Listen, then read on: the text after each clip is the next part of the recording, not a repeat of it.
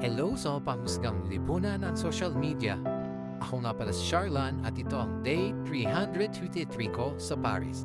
Sobrang init na dito. Ano kayang klaseng ibon tong mga to? So, 5 days ago, nagsimula na yung Paris Olympics. Kaya ito, sobrang daming tao ngayon dito sa mga metro. Halos lahat yan nanood ng laro sa Olympics.